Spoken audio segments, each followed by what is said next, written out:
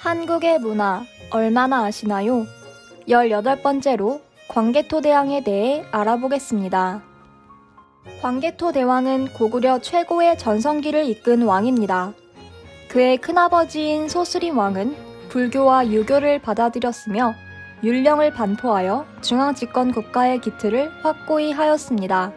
이러한 정치적 안정을 기반 삼아 광개토대왕은 남북으로 영토를 크게 넓혀 한반도뿐만 아니라 동북아시아의 강자로 자리매김하였습니다. 광개토대왕은 391년 18세의 어린 나이로 고구려 제19대 왕위에 올랐습니다. 몇 년 뒤 광개토대왕은 직접 군사를 거느리고 백제의 수도인 한성을 포위하였습니다. 그리고 백제의 아신왕에게 영원히 노객이 되겠다는 항복의 맹세를 받아냈으며 북한강, 남한강 등 한강 이북 땅을 완전히 차지하였습니다. 백제는 세력을 확장하기 위해 가야, 외와 연합하여 당시 고구려와 친했던 신라를 공격하였고 광개토대왕은 5만 군사를 보내어 그들을 낙동강 유역까지 물리쳤습니다. 경주의 호우총에서 발굴된 호우명 그릇 밑바닥에 을묘년 국강상 광개토지호대왕이라는 글자가 새겨져 있어 당시 신라와 고구려의 관계를 엿볼 수 있습니다. 이렇게 고구려가 남쪽으로 영역을 확장하는 틈을 노려 후연히 요동을 공격해왔습니다. 광개토대왕은 402년 요하를 건너 후연으로 쳐들어가 숙군성을 함락시켰습니다. 이후 4차례의 전쟁을 펼친 끝에 고구려는 요동반도를 차지하였습니다.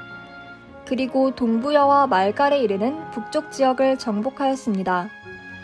이로써 광개토대왕은 남쪽으로 한강 이북지역, 서쪽으로 요동지역, 북쪽으로 숭하강, 동북쪽으로는 오늘날의 연해주 지역까지 영토를 넓혀 고구려를 동북아시아의 강대국으로 만들었습니다.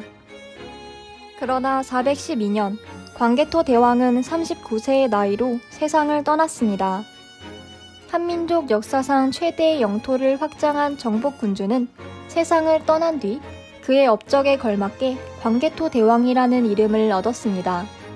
삼국사기 기록에 따르면 광개토대왕은 태어나면서 기상이 씩씩하고 뛰어나며 사소한 것에 얽매이지 않는 대범한 뜻이 있었다고 합니다. 그의 뒤를 이어 즉위한 장수왕은 아버지 광개토대왕의 업적을 기리기 위해 414년 광개토대왕릉비를 건립하였습니다. 광개토대왕릉비는 높이가 6.3m의 천연 화강암으로 세운 거대한 비석으로 돌의 4면에는 주로 고구려의 역사와 광개토대왕의 업적과 관련된 내용이 1775자가 새겨져 있습니다.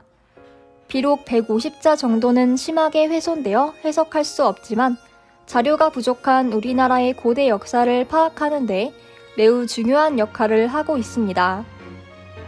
이렇듯 광개토대왕은 대륙을 호령했던 우리 민족의 역사를 알려주는 중요한 인물입니다. 그러나 중국은 현재 중국의 영토 내에 있는 지역의 역사는 모두 중국의 역사라고 하는 동북공정을 지속하면서 광개토대왕을 비롯한 고구려의 역사도 중국의 지방사로 왜곡하고 있는 실정입니다. 우리의 찬란했던 대륙사를 알려주는 광개토대왕을 기억하고 자긍심을 가지며 역사 왜곡에 당당히 대응해야 할 것입니다.